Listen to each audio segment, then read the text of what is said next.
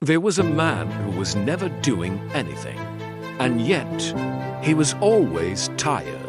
Not the kind of tired sleep could fix, the kind that followed him even after a full night's rest, the kind that sat quietly on his shoulders while he brushed his teeth, while he waited at red lights, while he stared at the ceiling at 2:14 a.m. His life wasn't bad.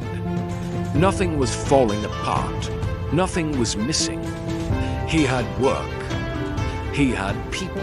He had plans for the future he told himself he was working toward. But his mind never stopped. It spoke while others were talking. It spoke while he tried to listen.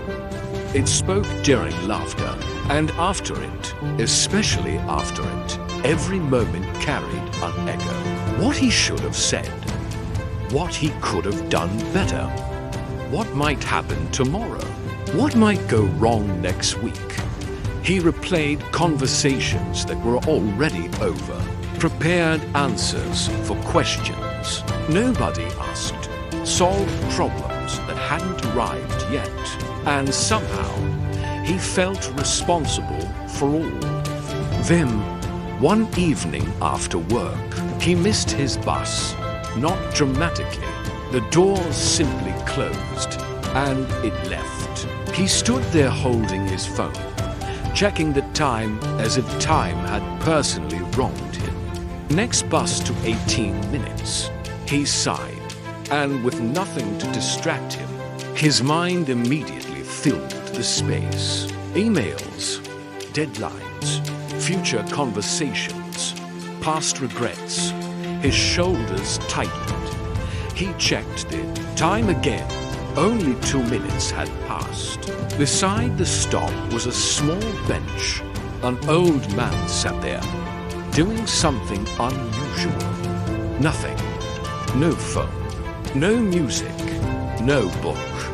Just sitting. Not bored. Not impatient. Just there. The man looked at him. Then away. Then back again. Finally, he asked, "Are you waiting for the bus?" The old man smiled gently. No. The man frowned slightly. Then, "What are you doing?" The old man took a slow breath. "I'm resting." The man almost laughed. "We're all resting. We're standing here doing nothing." The old man shook his head softly. "No, you're thinking." The words landed quietly because he was standing completely still, yet arguing with 3 imaginary conversations. They sat in silence. Cars passed. Wind moved lightly across the pavement. Then the old man spoke again. "Your mind is like a room that never empties." The man looked down at his hands. "I have responsibilities. I need to think." The old man nodded. "Yes, thinking solves problems." Then he looked ahead, but not all day, not all night, and not the ones that aren't here for the first time. The man noticed the sound of leaves. A distant dog barked. His own breathing. His mind tried to start again. Tomorrow morning, next month, 5 years from now. But none of it was happening. Here, nothing in front of him needed fixing. And that felt unfamiliar. "Try this," the old man said quietly. "For 1 minute, don't follow the next thought." The man hesitated. His mind reacted instantly. "This is pointless. You're wasting time. Check your phone." His hand moved slightly, then stopped. A thought appeared. He didn't chase it. Another arrived. He let it pass. He didn't solve. He didn't argue. He didn't hold. And in that small space, nothing bad happened. The future didn't collapse.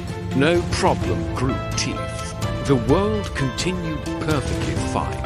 without his constant supervision. The bus arrived. People stood. The moment broke. He stepped on, then turned back. The old man remained on the bench, still resting. That night was different. Not magically, not dramatically. His problems were still there.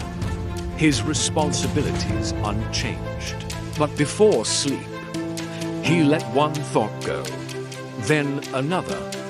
He didn't chase every unfinished sentence. In his head, he lay there and rested. Days passed. He still planned, still worked, still cared. But sometimes, washing dishes, waiting in line, walking home, he noticed the space between thoughts, moments that didn't need improving, and his shoulders softened. His life didn't become quieter. The world didn't slow down. Deadlines came. People spoke. Noise existed. But something changed. He stopped carrying every moment with him. Months later, he passed the same stop. The bench was empty. Still, he sat. Cars moved. Wind passed. And for a little while, he rested. He finally understood. Peace isn't the absence of thoughts. It's the absence of holding them. The world was never too loud. His mind was just never set down. The mind doesn't tire from living. It tires from holding what it was never meant to keep. And sometimes, nothing changes outside. You simply stop carrying everything inside.